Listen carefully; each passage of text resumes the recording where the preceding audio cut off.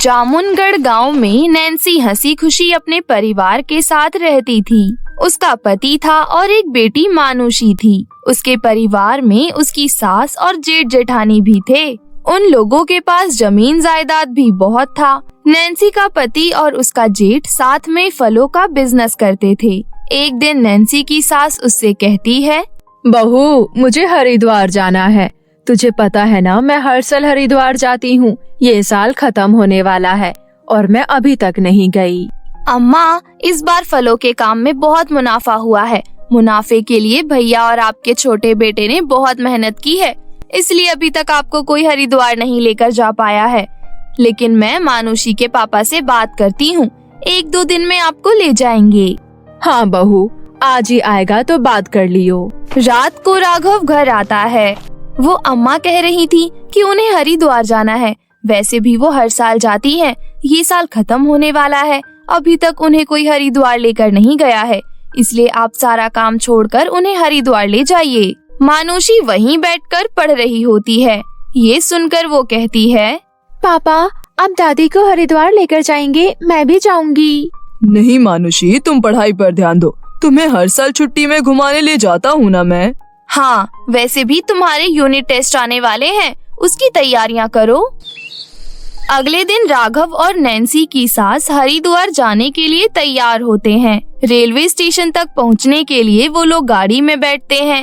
रास्ते में हाईवे पर उनकी गाड़ी एक बड़े से ट्रक से टकरा जाती है, जिसके बाद मौके पर ही राघव और नैन्सी की सास की मौत हो जाती है। थोड़ी देर बाद कुछ पुलिस वाले राघव और उसकी माँ की लाश घर लेकर आते हैं। मानुषी उस वक्त स्कूल गई हुई थी। नैन्सी और उसकी जेठानी बहुत रोती हैं। दीदी, अम्मा और राघव तो हरिद्वार जा रहे थे। किसी ने सोचा भी नहीं था ये हो जाएगा। अचानक हम पर कैसी विपदा आ गई है। मैं इनके बिना कैसे रह पाऊंगी दीदी। नैन्सी, यही जीवन है। यहाँ कभी भी कुछ भी हो जाता है। तुम्हारी एक छोटी बच्ची है, तुम्हें उसका ध्यान रखने के लिए खुद को मजबूत बनाना होगा। आसपास के लोग भी नैन्सी को बहुत समझाते हैं। कुछ घंटों बाद नैन्सी का जेठ राघव और अपनी माँ का अंतिम संस्कार कर देता है। कुछ महीने बीत जाते हैं। अचानक नैन्सी की जेठानी जया अलग व्यवहार करने लगती है। नैन्सी अपनी बेटी को स्कूल के लिए तैयार कर रही थी, तभी जया उसके कमरे में आती है। नैन्सी, तू मेरे से पहले उठ जाती है, लेकिन घर के एक भी काम नहीं करती है। करती तो हूँ दीदी, बल्कि सारे काम तो मैं ही करती हूँ। बस सुबह थोड़ी जल्दी रहती है, क्योंकि मानुषी को स्कूल जाना होता है। तेरी बेटी 5 साल की है ना, जो तुझे उसे तैयार करना पड़ता है। 12 साल की है तेरी बेटी, खुद तैयार हो सकती है वो। दीदी, अचानक आपको कुछ वक्त से क्या हो गया है? आप पहले तो कभी भी मेरे से ऐसे बात नहीं करती थी। कुछ वक्त से मेरी आंखें खुल गई है। मतलब कुछ नहीं, जाकर काम कर। इस घर में रहना है तो काम करना पड़ेगा। सारा दिन अपनी बेटी के आगे पीछे घूमती रहती है, जैसे दूध पीती बच्ची हो इसकी। नैन्सी को जया की बातें बहुत बुरी लगती है और वो उदास हो जाती है। मम्मी, आप उदास मत हो। ताई जी सही तो कह रही थी। मैं कोई छोटी बच्ची नहीं हूँ, खुद तैयार हो जाऊंगी। आप अपना काम करो, वरना ताई जी आप पर बहुत गुस्सा करेंगी। अगले दिन से मानुषी स्कूल के लिए खुद तैयार होने लगती है और नैन्सी घर के काम करने लगती है। कुछ वक्त ऐसे ही बीत जाता है। तभी एक दिन काम करते हुए नैन्सी अपने जेठ जेठानी की बातें सुन लेती है। मुकेश जी, इन दोनों माँ बेटी के खर्चों से तो मैं परेशान हो गई हूँ। अब इसका पति तो मर गया है और इन दोनों का बोझ हमारे ऊपर आ गया। तो क्या हो गया जया? ये दोनों हमारे परिवार का हिस्सा हैं। बड़ा परिवार का हिस्सा है। अरे हमारे भी 2 बच्चे हैं जो हॉस्टल में रहते हैं। उन दोनों का खर्चा देखेंगे या इसकी बेटी का? इतने महंगे स्कूल में पढ़ाती है अपनी बेटी को। सरकारी स्कूल में नहीं पढ़ा सकती है क्या? स्कूल फीस कौन देता है? हम। ऊपर से कॉपी किताब का खर्चा। और तो ये नैन्सी भी कोई कम नहीं है। कोई भी साड़ी इसे पसंद आए तो दीदी दिलवा दो ना, जैसे दीदी के पास पैसों का पेड़ है। अरे पति मर गया है, थोड़ा हिसाब से नहीं चल सकती है क्या? ये कैसी बातें कर रही हो तुम? मुझे तो यकीन ही नहीं हो रहा कि तुम वही हो जो हर मुसीबत में परिवार का साथ दिया करती थी। हाँ, क्योंकि बेवकूफ थी ना मैं। देखो, आपको सारे जमीन अपने नाम करवाना होगा। उसके बाद मैं इन दोनों को इस घर में एक पल भी नहीं रहने दूंगी। यहाँ नहीं रहेंगे तो कहाँ जाएंगे? इसका ठेका नहीं ले रखा है मैंने। सारे जमीन जायदाद अपने नाम करवाओ, उसके बाद दोनों माँ बेटी यहाँ से जाएंगी। मैं पागल हूँ ना जो इन महंगाई के जमाने में इन दोनों माँ बेटी का खर्चा उठाऊं? अगर आपने मेरी बात नहीं मानी तो मैं हमेशा के लिए मायके चली जाऊंगी, और चाहे आप मुझे कितना भी बुला लो, मैं नहीं आऊंगी। मुकेश जया के जिद के आगे कुछ नहीं कर सकता था। उसे उसकी बात माननी पड़ी। नैन्सी ये बातें सुनकर हैरान रह जाती है। वो उसी वक्त जया के कमरे में आती है और कहती है, दीदी, मुझे लगा था कि आपका स्वभाव थोड़ा गुस्से वाला हो गया है, लेकिन मैंने सोचा भी नहीं था कि आप मेरे और मेरी बेटी के बारे में ऐसा सोचती हो। मुझे जमीन जायदाद में कोई दिलचस्पी नहीं है। मुझे पता है मेरे पति ने बहुत मेहनत से बिजनेस में काम किया है, पर क्या करें, ये दुनिया है ही ऐसी जो अकेले लोगों को कुचलती है। आपको जमीन जायदाद चाहिए, आप ले लो। इससे पहले आप हम दोनों को धक्के मारकर घर से निकालो, हम खुद चले जाते हैं। बिल्कुल सही सोचा है तूने, मेरा काम हल्का कर दिया।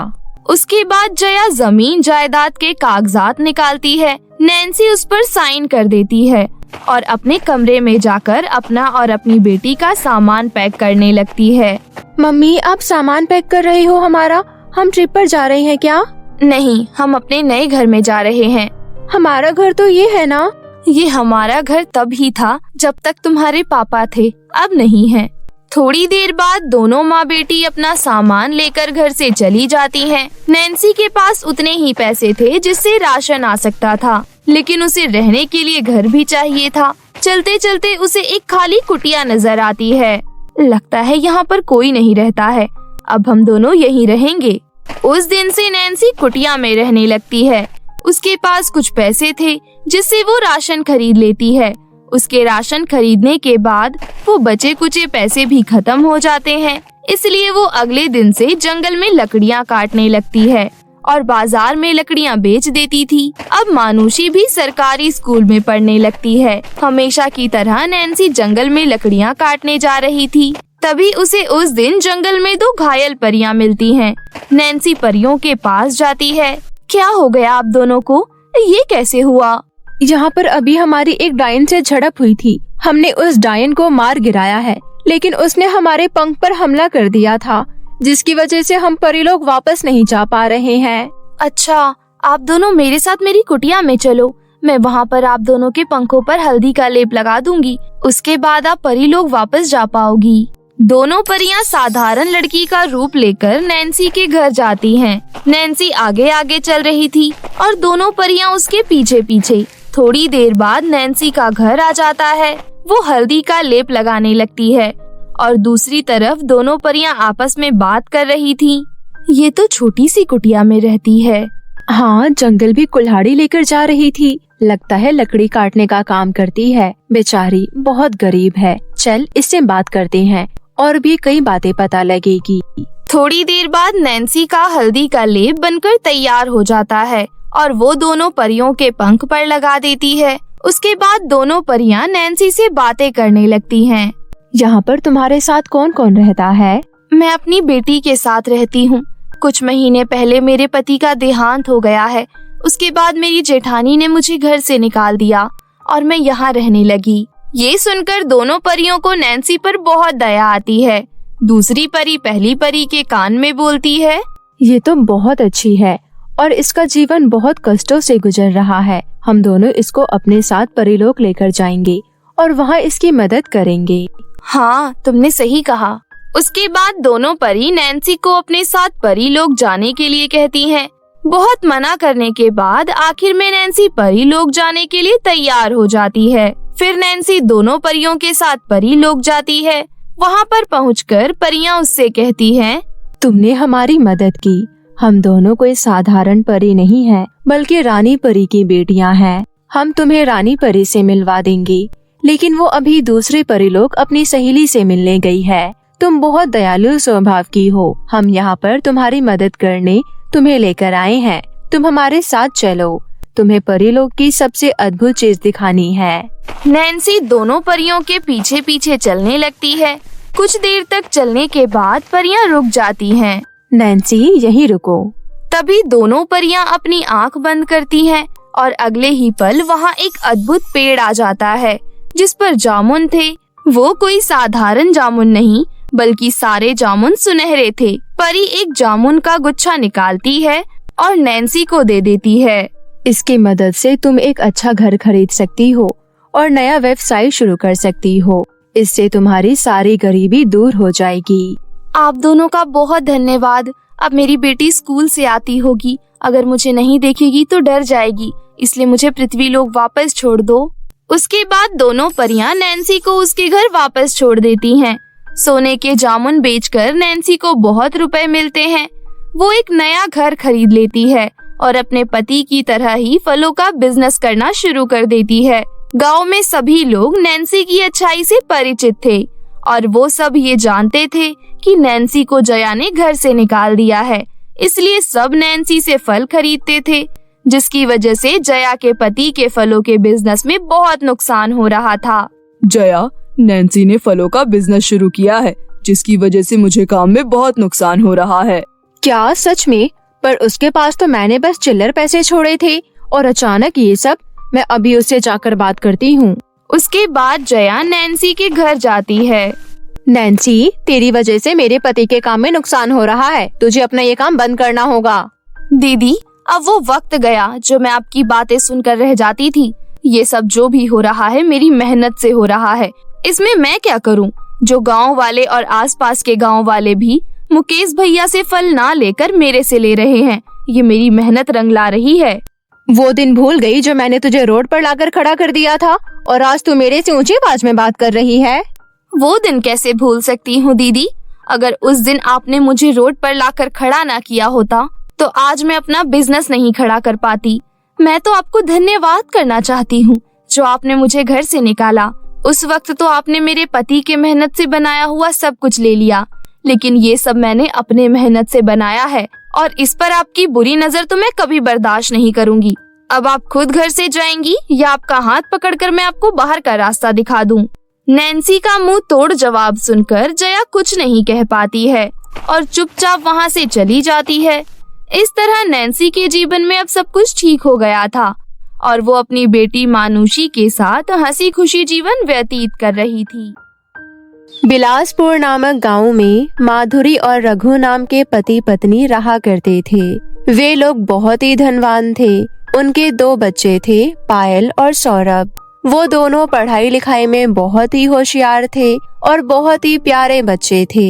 उनके घर पर मनोरमा नाम की एक औरत काम किया करती थी। वो दिन भर उनके घर पर काम करके अपने बच्चों आरती और हिमांशु का पालन पोषण करती थी। उसके पति के रोड एक्सीडेंट में मृत्यु हो जाने के कारण सारी जिम्मेदारी मनोरमा के ऊपर आ जाती है, जिस वजह से वो लोगों के घरों में काम करके अपना घर चलाती है। मनोरमा की छोटी सी झोपड़ी उसकी मालकिन के घर के बगल में ही थी, इसलिए वो अपने घर का काम करके तुरंत मालकिन के घर काम करने चली जाया करती थी।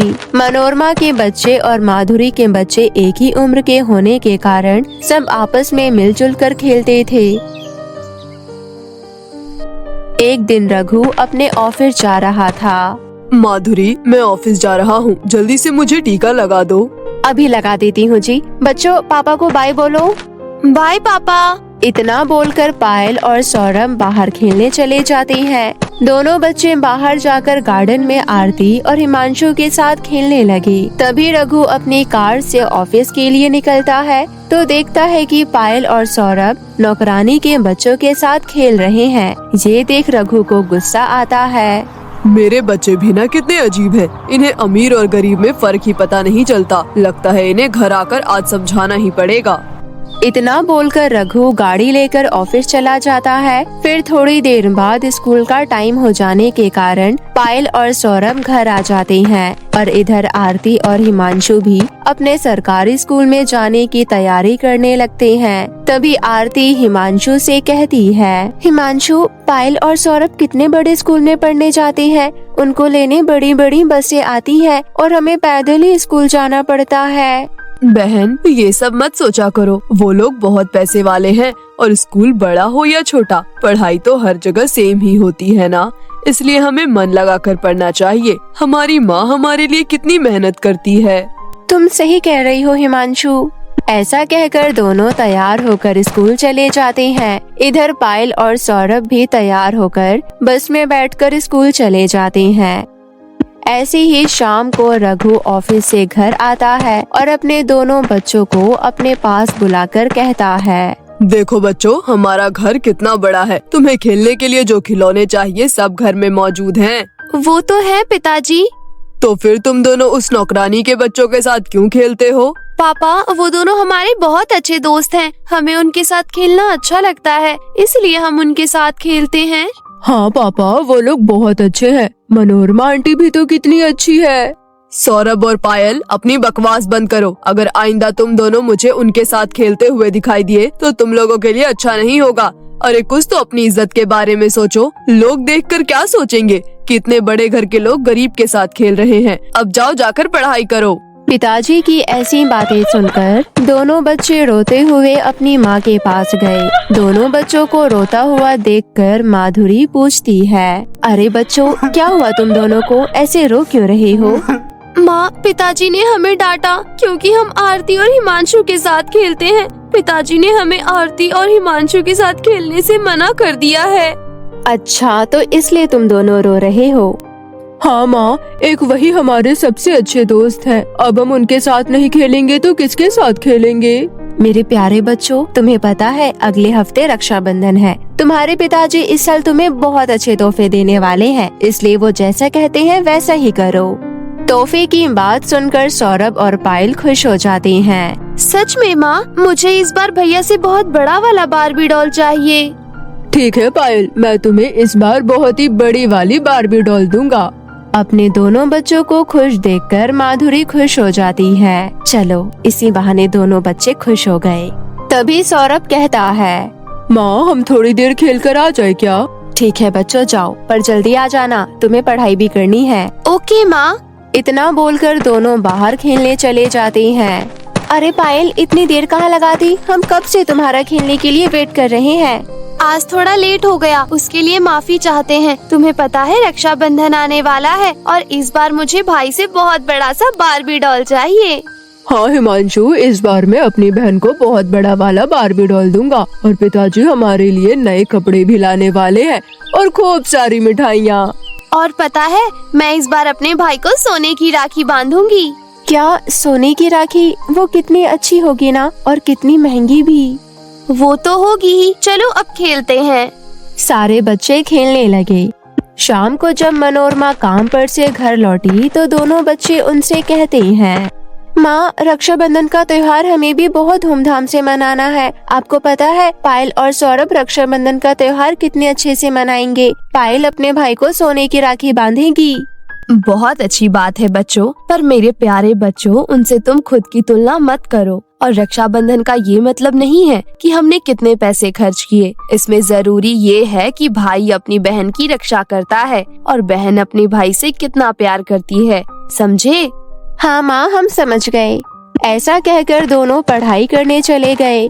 ऐसे ही रक्षाबंधन का दिन आ जाता है। पायल और सौरभ का घर त्योहार के चमचमाहट से चमक उठा। पायल बहुत ही सुंदर सा कपड़ा पहनकर तैयार हो जाती है और सौरभ भी बहुत अच्छे से तैयार हो जाता है। फिर माधुरी एक प्लेट में पूजा का सामान निकालकर उसमें एक सोने की राखी रख के पायल को देती है और इधर रघु सौरभ को नोटों की गड्डी दिया और एक खूबसूरत सा सोने का कंगन का डब्बा।